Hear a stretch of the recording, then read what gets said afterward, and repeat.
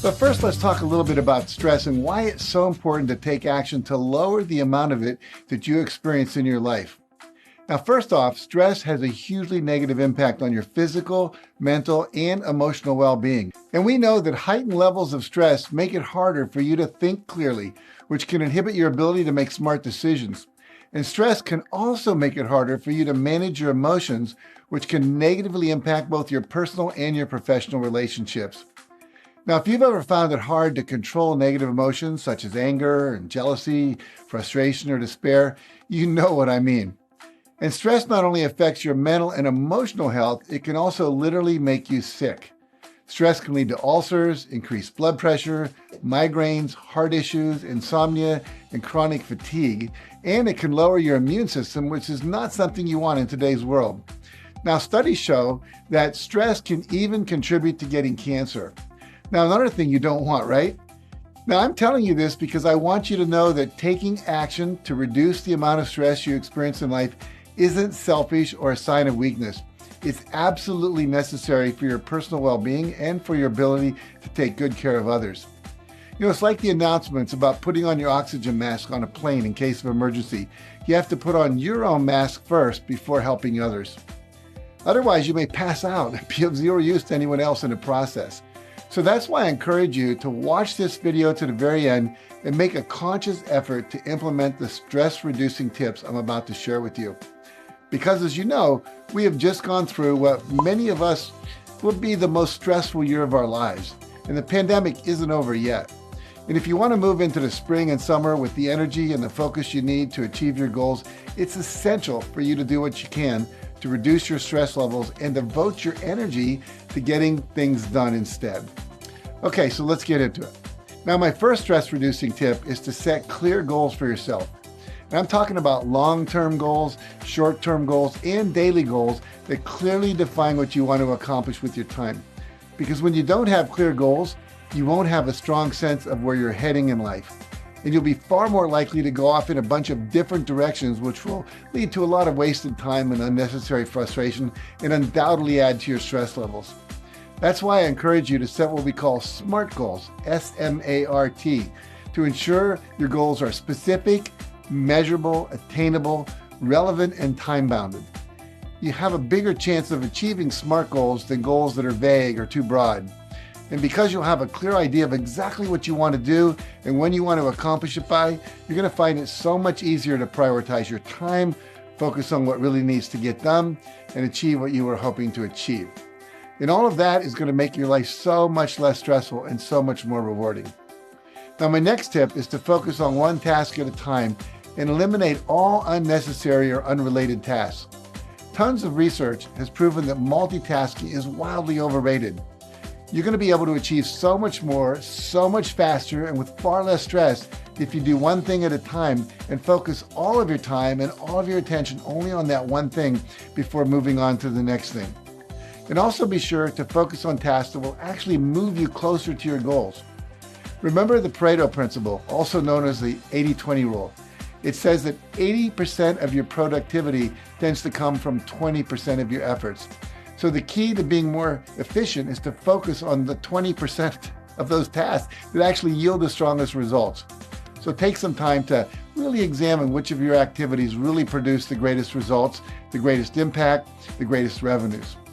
Now figure out which customers or clients produce the most income. Which brings us to my next tip. Remember to delegate. Now, I'd not be able to accomplish nearly as much as I do without my team. Every high achiever has a powerful team of key staff members, supporters, mentors, colleagues, friends, and family who are willing to lend a helping hand. So don't be afraid to reach out and ask for help if you need it. And maybe you can ask your partner to drive the kids to school for the next few weeks, or maybe you can outsource a time-consuming administrative task to someone who would be happy to take care of it for you. There's nothing wrong with asking for help or delegating your tasks to someone else so that you can be free to focus on your core goals. Not only does it allow you to use your time more efficiently, it also gives valuable work and experience to others, not to mention the opportunity to help out and be of service. And don't let a lack of money stop you. With so many people out of work these days, there are all kinds of people you can reach out to for not a lot of money to help. Now, If you find yourself running into roadblocks, my fourth stress reducing tip is to be kind to yourself. Focus on learning what you can from the experience and look at your setbacks, your disappointments as powerful opportunities for growth. If you have a win or lose mindset, you're always going to be anxious and you're going to be bound to be disappointed in the end. But if you have a growth and learning mindset, you'll be less stressed about the outcomes and you'll always benefit from acquiring new information that will help you improve your performance and get better results in the future. And while you're being kind to yourself, make sure to be kind to others and show gratitude for everything you have in your life. Look for the good in every situation, even those you would normally view as negative. It's easy to be disappointed and get upset at others who don't meet your expectations. I get that. But be mindful of the journey we're all on and that we're all imperfect. So accept things for what they are and be grateful for every piece of feedback, every amount of effort people put in, and every opportunity you're given. Having a more positive outlook on life's big and small events will tremendously reduce your stress. And I want you to think about this statement. No matter what happens, life is happening for you, not to you. Now, you may not see that now, but you will someday. So why not choose to believe it now? If you take time to think back over your life to some of the seemingly bad things that have happened to you, you'll begin to see that there was a benefit that later came from it. You know, the girl who turned you down in high school is now a hopeless drug addict. The job you lost eventually led to a much more fulfilling career. The pandemic that forced you to work from home has meant that you got to spend more time with your wife or your husband or your children. And that accident you had that laid you up for a month helped you reevaluate your priorities and led you to creating a much more balanced lifestyle. You get the idea. All right, another powerful way to reduce stress is to develop a more positive mindset. So if you're looking for bad news in life, I promise you will always find it. But fortunately, the same is true of good news. When you train your brain to focus on the positive, you're going to be amazed at how much brighter your outlook will become. And one way to focus on creating more positive outcomes is by repeating positive affirmations. As you've probably heard me say many times, affirmations are simple positive statements declaring goals in their completed states. And they're a great way to focus your brain on the positive results you want to achieve as opposed to the negative results you're hoping to avoid. For example, if you're planning an event, an affirmation you could use to stay positive and motivated might be, I'm so happy and grateful, celebrating that my event was a huge success and that my participants gave me so much wonderful feedback. Now, affirmations work because they redirect your mind away from your limiting beliefs, which are a huge source of uncertainty and stress, and they help you to focus on the positive outcome you want instead. They help replace your I can'ts with I cans, and they transform your fears and doubts into confidence and certainty. And as you can imagine, they help to alleviate your stress in the process. After all, if you're not obsessing over things that could go wrong, but instead you're focusing on the outcome you want and the solutions you can implement to make sure things go right, there's not very much mental time left to worry about or any content to worry about. Now, daily affirmations are to the mind what exercise is to the body, which brings us to our next tip, eating healthy and taking care of your physical well-being. You know, when life is challenging and your lifestyle is a busy one, it's so easy to get caught up in skipping meals, grabbing fast food, neglecting sleep, and not getting enough exercise. But eating regular and healthy meals, exercising, and getting enough sleep are essential for reducing stress. So when your mind and your body are feeling run down and sluggish, it's very difficult to show up as your best self and get the results you want in life. So I strongly encourage you to improve what you're eating, get more exercise, and make sure to get enough sleep. And if you're like so many people during the lockdowns caused by the pandemic, you may be sitting in front of your computer all or most of the day. And a great suggestion is to set the alarm on your cell phone to go off every hour and then get up and move around for a few minutes. Take a short walk, put on a piece of music and do a dance to it. Do some yoga postures or do the simple bounce and shake exercise, which is a Qigong exercise I teach in all my trainings. So let me teach you how to do that right now. It's really simple, and it's easy to do, and yet it really energizes and relieves stress in your body very quickly. So here's all you have to do. You stand, flex your knees, you start to bounce up and down. You're not leaving your feet, so there's no impact on your spine. You want your hands to be in front of your right below your chest, maybe your navel, and you want your wrists to be loose. And you're just bouncing up and down like this. That's why it's called bounce and shake. And if you do that for just like a couple of minutes, that's all you have to do. Literally 2 minutes, you're going to have energy all through your body. You're going to feel it in your feet, your legs, your arms, your hands, your head, your face will start smiling. And it's really simple. Now, if you work in an office, you may want to close the door before you do that, or people will think you're a little crazy. But do bounce and shake. It's really good for you. Now, my next tip is to take short mental breaks throughout the day. And one of the best ways to do this is with meditation or focused awareness, often referred to as mindfulness. And you don't have to do it for very long to get a benefit from it. Even taking just 1 or 2 minutes to focus on your breathing and reduce the amount of chatter in what we call your monkey mind will help you to de-stress and calm yourself.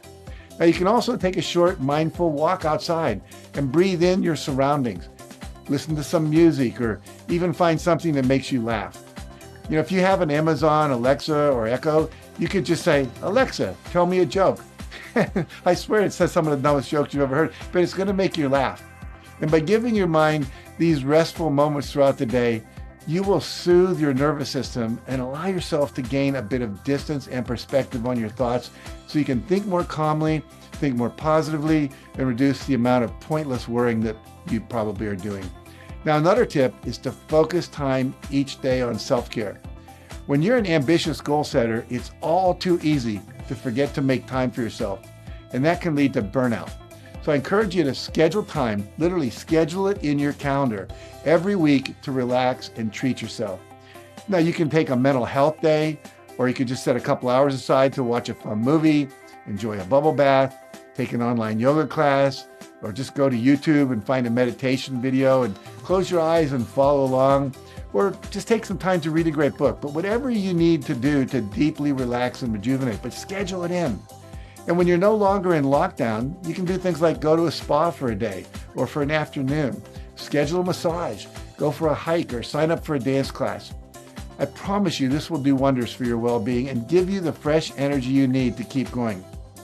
Now, the last stress-reducing tip I have for you is the most important one of all.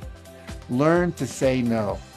When you're ambitious and you don't want to miss any opportunity with fear of missing out, FOMO, and you strive to meet or surpass everybody's expectations, it's hard to say no to opportunities that come your way.